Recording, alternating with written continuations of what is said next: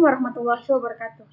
Perkenalkan, nama saya Anissa Mariamah dengan NIM 202531118 dari kelas A angkatan 2020. Di sini saya akan memenuhi tugas dari Ibu Harni dengan mata kuliah mikrobiologi lanjutan dengan topik antibiotik, antiseptik, disinfektan, dan preservasi.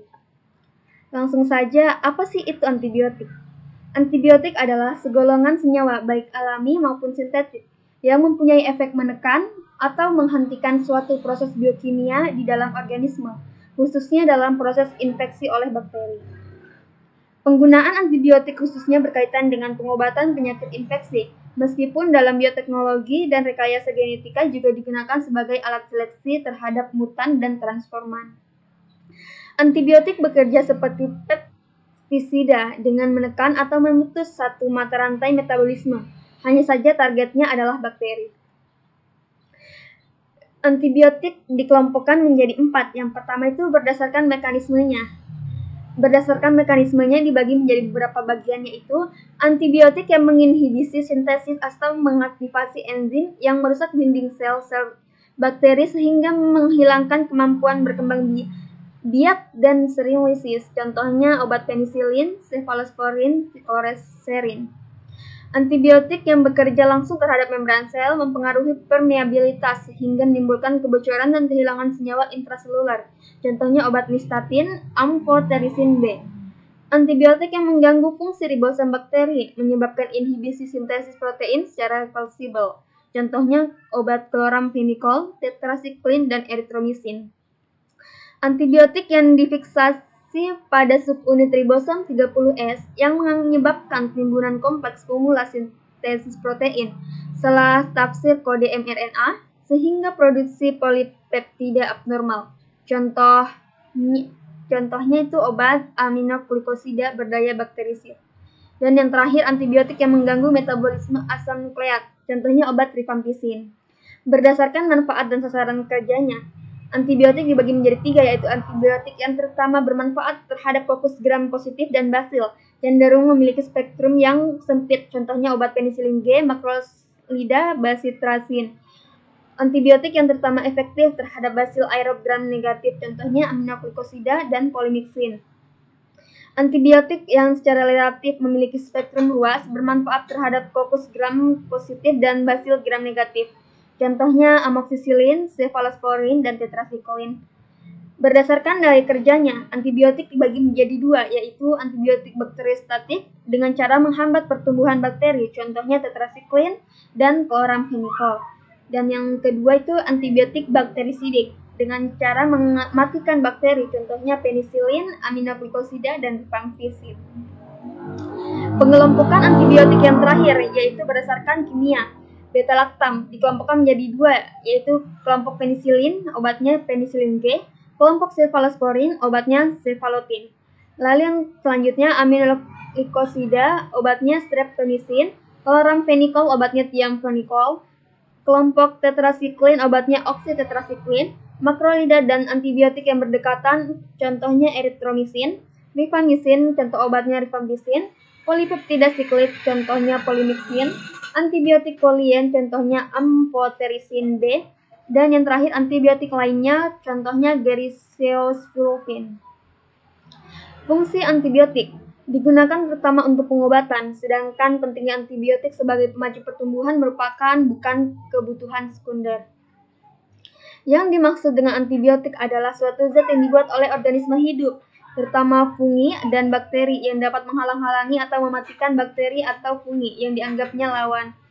Dan yang terakhir, antibiotik yang banyak digunakan dalam pengobatan antara lain penisilin, golongan aminoglikosida yang mencakup streptomycin, gentamicin, kanamycin, paromomycin, dan neomycin, chloramphenicol, tetrasiklin, golongan makrolida, dan fungistatika. Toksitas antibiotik dibagi menjadi 2 mekanisme. Yang pertama itu reaksi toksik berkaitan dengan dosis yang diberikan. Yang kedua, reaksi toksik yang berkaitan dengan dosis yang digunakan antara lain alergi, idiosinkrasi, dan degenerasi sistem organ manusia. Resistensi bakteri untuk antibiotik dibagi menjadi 3. Yang pertama itu resistensi alamiah, di mana mikroba tidak peka terhadap antibiotik tertentu karena mikroba secara alamiah tidak dapat diganggu oleh antibiotik tersebut, karena tidak ada reseptor yang cocok untuk dinding sel mikroba atau dapat ditembus oleh antibiotik. Contohnya itu dinding sel Pseudomonas tidak dapat menembus penisilin G dan nitrofuran. Yang kedua itu resistensi kromosal. Resistensi kromosal karena mutasi spontan pada gen kromosom. Kromosom yang bermutasi dapat berpindah sehingga terjadi populasi yang resisten dan dapat terjadi resistensi silang, di mana resistensi kromosal dibagi menjadi dua. Yang pertama itu resistensi kromosal primer dengan bermutasi terjadi sebelum pengobatan, dan yang kedua resistensi kromosal sekunder di mana mutasi terjadi selama kontak dengan antibiotik. Dan yang terakhir adalah resistensi ekstrakromosal yang berperan adalah faktor R yang terdapat di sitoplasma. Faktor R dapat berpindah dari bakteri satu ke bakteri yang lain sehingga dapat terjadi resistensi silang. Contohnya resistensi bakteri terhadap kenamisin, streptomisin, gentamisin, cefalosporin, tetrasiklin, chloramphenicol, dan ampicillin. Contoh antibiotik. Terdapat contoh antibiotik sini adalah amoxicillin dan azithromycin. Hubungan antibiotik dan mikrobiologi. Antibiotik merupakan zat kimia yang dihasilkan oleh suatu mikroorganisme yang menghambat mikroorganisme. Antibiotik merupakan obat yang paling banyak digunakan di dunia terkait dengan banyaknya kejadian infeksi bakteri. Adanya perkembangan ilmu mikrobiologi yang mengarah pada penemuan dan pemanfaatan mikroorganisme yang memiliki kemampuan menghasilkan antibiotik dan komoditi kimia lainnya. Apa sih itu antiseptik? Antiseptik adalah senyawa kimia yang digunakan untuk membunuh atau menghambat pertumbuhan mikroorganisme pada jaringan yang hidup seperti pada permukaan kulit dan membran mukosa. Antiseptik yang kuat dan dapat mengiritasi jaringan kemungkinan dapat dialih fungsikan menjadi disinfektan. Contohnya adalah fenol yang dapat digunakan baik sebagai antiseptik. Di sini terdapat beberapa persyaratan antiseptik. Yang pertama itu memiliki spektrum luas. Yang kedua tidak merangsang kulit atau mukosa. Yang ketiga toksisitas atau daya absorpsi rendah, efek kerja cepat dan bertahan lama. Lalu terdapat beberapa faktor yang berpengaruh pada efektivitas antiseptik. Yang pertama itu faktor antiseptik, konsentrasi, pH, zat pelarut. Yang kedua faktor mikroba yang meliputi jumlah mikroba dan bentuk mikrobanya. Yang ketiga faktor lingkungan, dan yang terakhir faktor pemaparan. Di sini terdapat mekanisme kerja antiseptik, di mana yang pertama itu penginaktifan enzim tertentu.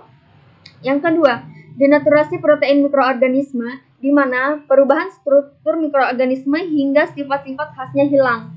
Yang ketiga, pengendapan protein dalam protoplasma, misalnya zat-zat halogen, fenol, alkohol, dan garam logam. Yang keempat, oksidasi protein, pembakaran protoplasma mikroorganisme seperti halogen. Yang kelima, mengganggu sistem dan proses enzim seperti zat-zat halogen, alkohol, dan garam-garam logam, serta mempengaruhi enzim atau koenzim mikroba sehingga mengganggu metabolismenya. Dan yang terakhir, modifikasi dinding sel dan membran sitoplasma. Contohnya disinfektansia dengan aktivitas permukaannya. Penggolongan antiseptik dibagi menjadi 5. Yang pertama itu senyawa halogen, yang kedua senyawa amonium kuartenar, yang ketiga senyawa alkohol, yang keempat senyawa logam, dan yang kelima oksidansia. Contoh antiseptik, revanol dan betadine. Apa sih itu disinfektan? Disinfektan adalah bahan yang digunakan untuk melaksanakan disinfeksi. Disinfektan adalah proses menghilangkan sebagian besar atau semua mikroorganisme patogen, kecuali endospora, bakteri yang terdapat di permukaan benda mati, non-biologis seperti dinding, lantai, peralatan medis, ruang, pakaian, dan alat pelindung diri atau ADP.